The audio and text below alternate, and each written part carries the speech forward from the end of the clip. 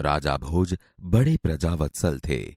वे स्वयं राज्य में घूम घूम कर प्रजा की कठिनाइयों को देखा करते थे और उन्हें यथासंभव दूर किया करते थे। एक दिन राजा अपनी रानी के साथ रथ पर सवार होकर राज्य का भ्रमण कर रहे थे। वे राजधानी से बहुत दूर निकल गए। उन्होंने देखा कि खेत में एक किसान हल जोत रहा है, मगर उसके हल में एक ही बैल है। दूसरे बैल के स्थान पर उसकी स्त्री हल खींच रही है। राजा भोज ने रथ रोका और किसान के पास गए। भले आदमी, तुम यह क्या अत्याचार कर रहे हो? भला कहीं स्त्री को भी हल में जोता जाता है? मेरा एक बैल मर गया है। दूसरा बैल खरीदने के लिए मेरे पास धन नहीं है। अगर खेत न जुता तो मैं खाऊंगा क्या?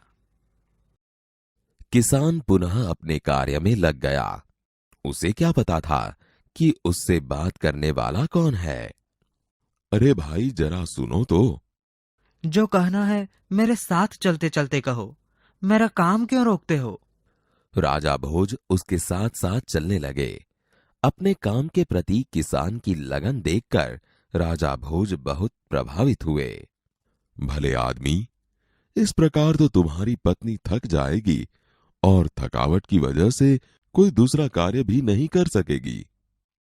तो फिर तुम ही बताओ, मैं क्या करूं? तुम मेरे साथ चलो, मैं अपना एक बैल तुम्हें दे देता हूं। मगर इतनी देर मुझे काम रोकना पड़ेगा। तुम ही बैल ला दो। अच्छा, ऐसा करो, तुम अपनी पत्नी को रथ के पास भेज दो। वह मेरी पत्नी से बैल ले आएगी। तब तक मैं तुम्हारे हल में जुतूंगा। किसान इस बात पर राजी हो गया। राजा भोज हल में जुत गए और किसान की पत्नी रथ के पास चली गई। उसने रानी को सारी बात बता दी।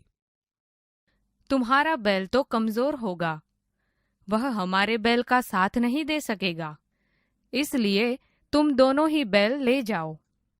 किसान की पत्नी दोनों बैल लेकर खेत पर पहुंची। किसान बहुत प्रसन्न हुआ। अगर कभी कोई दिक्कत हो तो मेरे पास आना। राजा भोज ने उसे अपना परिचय दिया तो किसान बहुत शर्मिंदा हुआ। उसने राजा से बार बार क्षमा मांगी। राजा प्रसन्न होकर वापस चल दिए।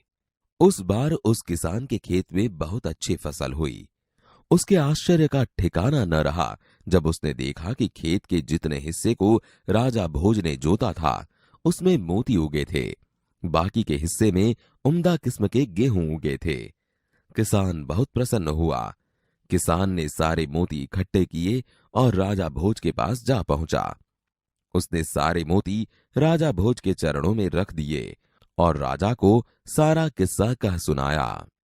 ये मोती तुम्हारे खेत में उगे हैं, इन पर तुम्हारा हक है। इन्हें तुम ही अपने अधिकार में रखो। नहीं महाराज, यह आपके परिश्रम का प्रताप है, इसलिए मैं इन्हें नहीं ले जाऊंगा। मेरी प्रार्थना है कि आप इन्हें राजकोष में जमा कर लें और गरीबों की भलाई के लिए काम में ले। किसान की बात सुनकर राजा बहुत प्रसन्न हुए और उन्होंने मोती स्वीकार कर लिए।